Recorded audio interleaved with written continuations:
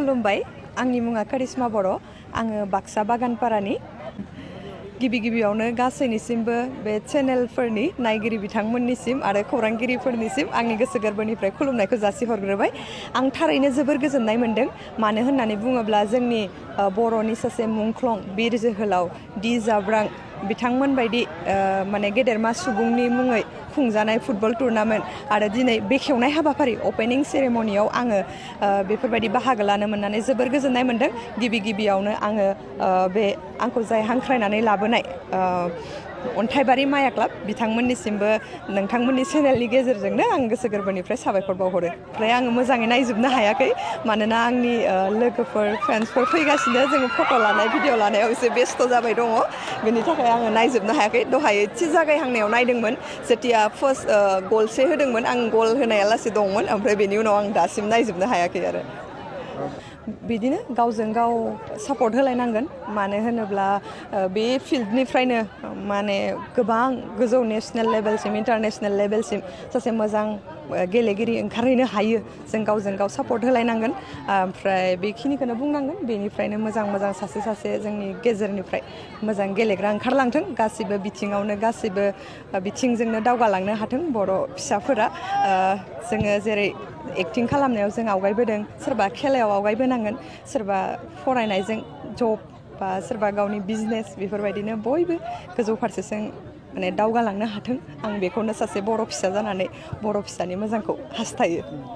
गुबुननिखौ आं मिथिया नाथाय आंनि मोनफ्रोमबो खामानियावनो आङो मोनफ्रोमबो प्रजेक्टआवनो आङो जेथिया स्टार्ट खालामदोंमोन आं अडिसन होनानैसो सिलेक्सन मोन्दों आं अडिसन होनानैसो एक्टिं खालामनो फैदों आरो बेनि सिगाङाव आङो डान्स लायोमोन आङो कथकआव बिमिउस खालामबाय बेनि उनाव 2018आव आङो नासेगा सारा इण्डिया सिजन 2आव माने फाइनालिस्ट डान्सारमोन जों आसामनिफ्राय सानै सिलेक्सन मोन्दोंमोन आङो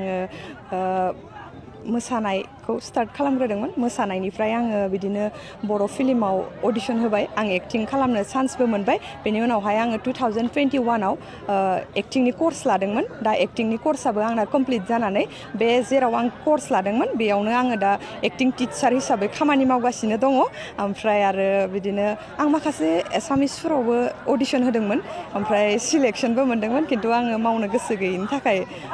गोबां खोथा साननानै फावसायनानै थाफिनथ'दों बेनिफ्राय दा आं जेसेबां हायो एसेबां आंनि कर्सखौ गोजौ फारसे आङो थांबावगोन बेनि उनाव गाव जेथिया पारफेक्ट जायो अब्ला आङो गुबुन रावफोरावबो खालामनो नाजागोन दा आङो बर'आवनो खालामबाय थाथ'गोन आरो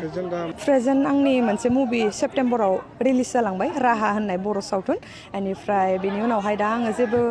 खामानि लाथ'वाखै माखासे सम गोबां खामानि मावबोबाय बेनिखायनो एसे रेस्ट लानो होननानै बे साननैसोआव रेस्ट लाथ'दों खिन्थु रेस्ट लाबाबो माने बिदि फिसा प्रग्रामफ्राव बेस्थ'थ' बेनिफ्राय लासैनो आङो डिसेम्बरफोरनिफ्राय स्टार्ट खालामफिनगोन आरो आंनि फिल्माथ' दिनैसिम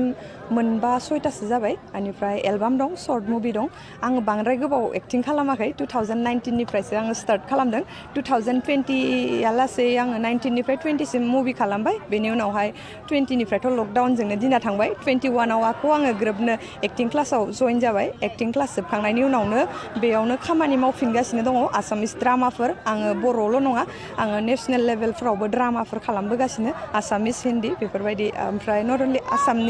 आसामल' नङा आसामनि बाहेरफ्रावबो जों पारफरमेन्स खालामहैयो बेफोरबायदि खामानियावनो बेस्थ' जानायनि थाखाय मालाबा फिल्मनि प्रजेक्टफोरा लास्लाबनो हाया मानो होनोबा जोंनि बर'नि प्रजेक्टफोराथ' माने हथात फैयो ओमफ्राय आंना माखासे प्लेनिं थाखाजोबनायनि थाखाय खायसे खामानिफोरखौ आं केन्सेलबो खालामनो गोनां जादों आरो सावथुनखौ बुंनो थाङोब्ला आङो खालामनानै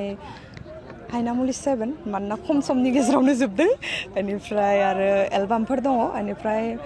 बिदिनो गासैखौबो मोजांखौनो होननांगोन गासिबो खामानिखौ इन्जय खालाम मावो नालाय गासिबो खामानिखौनो मोजां मोनो